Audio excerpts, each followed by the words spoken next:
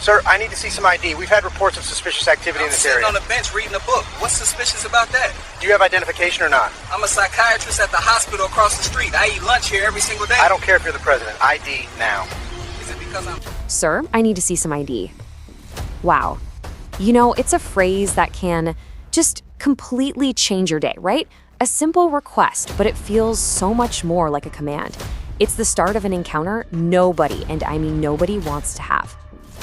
And right there, with that one question back, what's suspicious about that? You see the entire conflict laid out. This isn't going to be a simple chop between two people. No, this is about that fine, blurry line between authority and our individual rights. So let's dive right into this story. We're calling it The Evaluator and the Officer. And honestly, it's this incredible 8-minute masterclass in power, in law, and maybe most importantly, in the hidden biases that can really drive our actions. Okay, so picture this. It's a gorgeous Wednesday afternoon in Riverside Park. You've got the trees turning those amazing autumn colors, families are out feeding the ducks, people are jogging. I mean, it is the absolute picture of a normal, peaceful day. And right in the middle of it all, there's a man just sitting on a bench, eating a sandwich, reading a medical journal. Totally normal. And that's when he's approached. All right, so let's meet our two main characters here. On one side, you have Dr. Malcolm Pierce. He's 52, a forensic psychiatrist with more than 20 years of experience. And get this, his specialty is literally evaluating the psychological fitness of police officers. He's calm, he's analytical. Then on the other side, we've got Officer Nolan Prescott. He's 29, just 5 years on the force, and his mindset, well, as you're about to see, it's aggressive and authoritarian. I mean, the contrast between these two, it could not be more stark. And here's the kicker, the absolute crucial detail of this whole thing. The entire reason for the stop, it was a lie. Officer Prescott said he was responding to reports of suspicious activity. But when they checked the dispatch logs later, turns out no such reports ever existed. Nope, he just saw a man sitting alone and decided, on his own, that was enough to start an investigation. So, this is where things really start to escalate. What should have been, a simple request for ID, it just blows up into this test of wills. It becomes a battle over authority, really. A battle over whose version of reality is going to win the day. I mean, just listen to the officer's choice of words here. He doesn't ask, excuse me, sir, could I see your ID? No, he commands, just comply. Think about that phrasing. It immediately puts Dr. Pierce in the wrong and frames this as a situation where unquestioning compliance is the only possible option. Now, Dr. Pierce could have ended this whole thing in a second, right?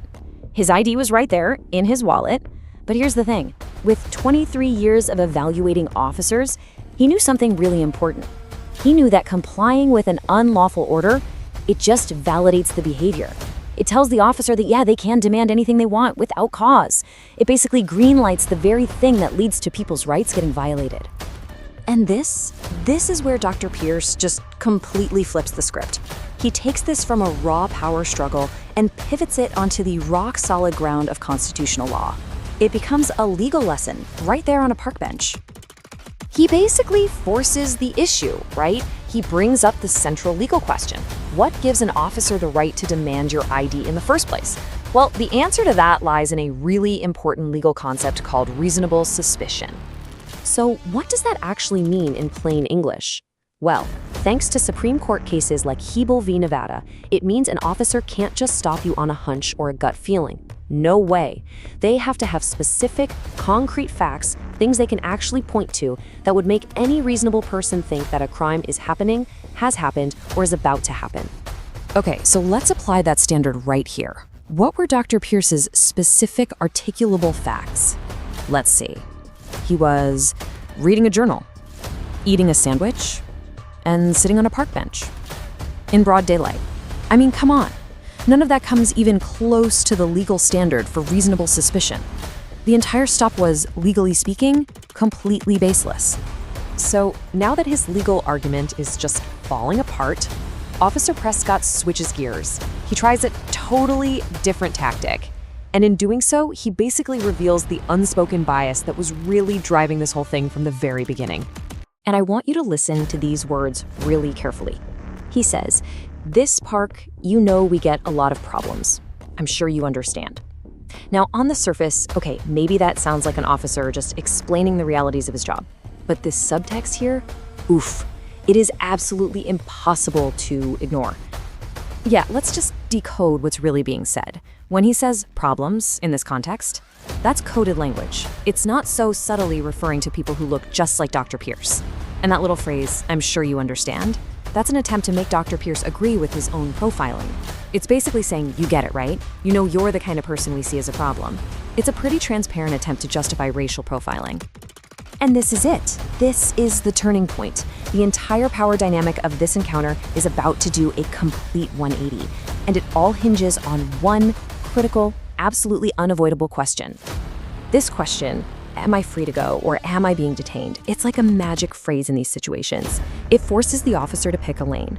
If they say, you're free to go, great, the whole thing is voluntary and you can just walk away. But if they say you're being detained, well, now they have to have that reasonable suspicion we just talked about to back it up. And Officer Prescott, he had nothing. He was totally trapped by the law he was supposed to be enforcing. So what does he do when his authority is challenged and his legal argument has completely collapsed? He does what people in his position often do. He escalates. He reaches for his radio to call for backup. It's a classic move, right? Try to regain control through intimidation when your ego just can't handle being questioned. But he's about to be stopped dead in his tracks. Before Officer Prescott can even key his mic, Dr. Pierce plays his ace. He calmly reveals who he is. And you just have to imagine the shock on that officer's face. He realizes he isn't just hassling some random guy on a bench. No. He is harassing the forensic psychiatrist who literally conducts psychological evaluations for the Metropolitan Police Department, the very guy who decides if officers are fit for duty. And let's be crystal clear about Dr. Pierce's level of experience here. We're not talking about some part-time consultant. This man had professionally evaluated over 2,000 police officers in his career. 2,000! He could spot bias, anger issues, and authority complexes from a mile away because, well, that was his job. And then, as if that wasn't enough, comes the final physical proof. Dr. Pierce hands him the business card.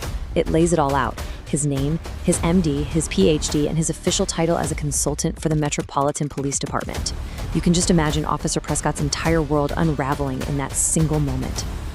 So, just like that, the encounter is over. But the consequences? Oh, they were just getting started. For Officer Prescott, those 8 minutes of unchecked bias and aggression, they would turn out to be completely career-ending. I mean, look at this timeline. It shows you just how fast this all came crashing down. It all happened in just 8 minutes. You see the whole progression. The initial approach, the legal challenge from Dr. Pierce, Prescott's use of coded bias language, the desperate attempt to escalate by calling for backup, and then bam, the stunning reveal. And how does it all end? With Dr. Pierce sitting on that very same bench, making a direct call to internal affairs. And that really leaves us with this one final, powerful question, doesn't it? What happens when the system is forced to evaluate itself? See, this wasn't just another citizen complaint. This was an expert evaluation delivered in real time by someone from inside the system. It forced the department to look in the mirror, and the reflection was being held up by one of its own evaluators. It really makes you wonder, what other huge lessons are just waiting out there, sitting on a park bench? So, what happens when a police officer stops the one person they should absolutely, under no circumstances, ever stop? Well, today we're going to break down this incredible story. It's about how one kind of random encounter on a park bench, fueled by one man's very unique expertise, set off this huge chain reaction that ultimately held an entire system accountable. Okay, so our story kicks off with something that sounds pretty minor, right? A guy's just sitting in a park, and a cop tells him he has to move along. But here's the thing. This wasn't just any guy.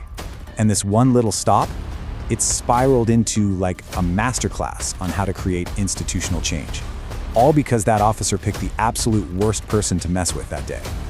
All right, let's get right into it and meet our main character, Dr. Malcolm Pierce. Now, this is where it gets really interesting. Dr. Pierce is a forensic psychiatrist. And get this, he's the expert the police department actually hires to evaluate its own officers. So, he knows the system inside and out. He knows their procedures, their psychology. He probably knows their weak spots better than they do themselves. So when this officer, Nolan Prescott, unlawfully stops him, Dr. Pierce doesn't just get mad and yell. Nope. He weaponizes his expertise.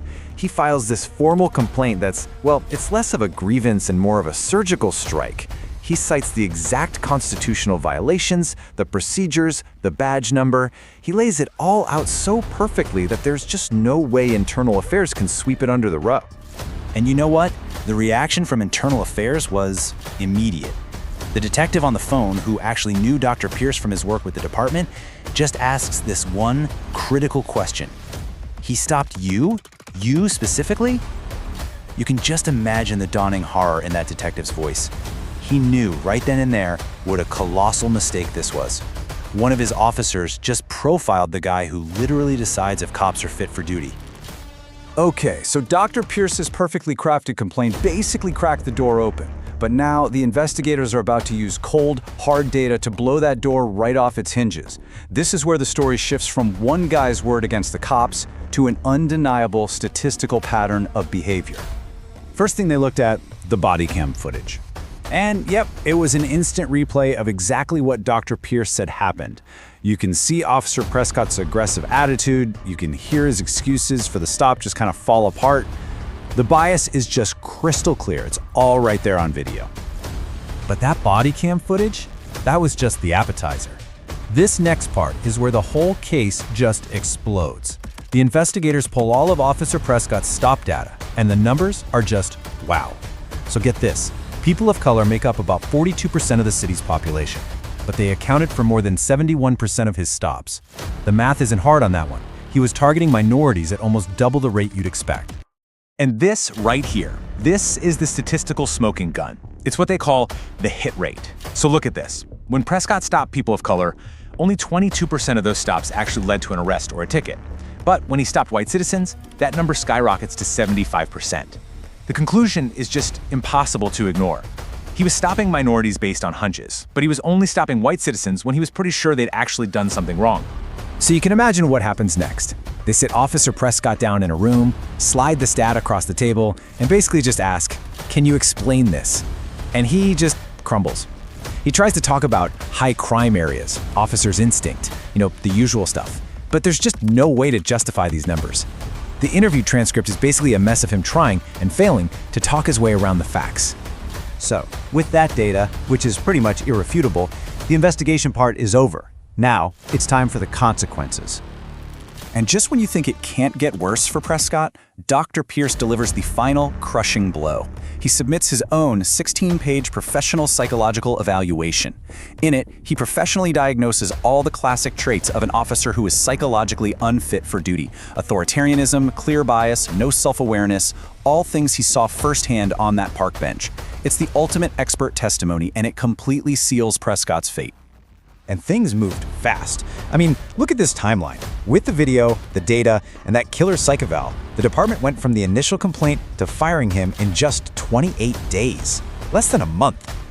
Now, of course, the police union tried to appeal the firing, but the review board came back with this absolutely genius question. They asked, okay, if we put him back on the street and he does this again, will the union accept liability for the massive lawsuit that's going to follow? And guess what? The union immediately backed down. They knew the financial risk was way too high. The termination stuck. But for Dr. Pierce, this was never just about getting one guy fired.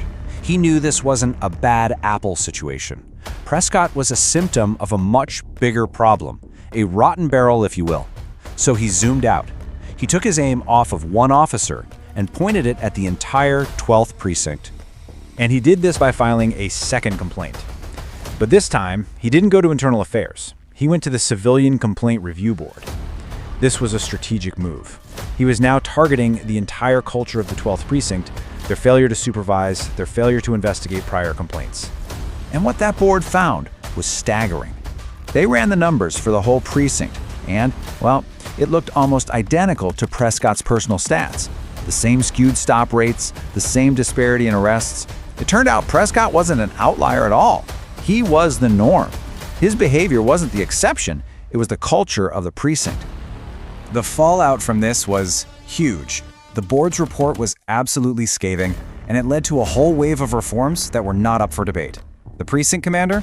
Replaced. They brought in brand new training protocols, And maybe most importantly, they mandated independent monitoring of all stops and quarterly reporting on the data. Real top-down change. Okay, so with the reforms rolling out, there was really only one thing left to do: put a price tag on the original violation. And that brings us to the final chapter of this story, the legacy of that one day on a park bench measured in both dollars and real, lasting change. About 6 months later, Dr. Pierce files a federal civil rights lawsuit, and the city, facing this mountain of evidence that their own investigation had uncovered, didn't even try to fight it. They settled, and they settled fast, for $680,000. That became the official cost of violating Dr. Pierce's rights.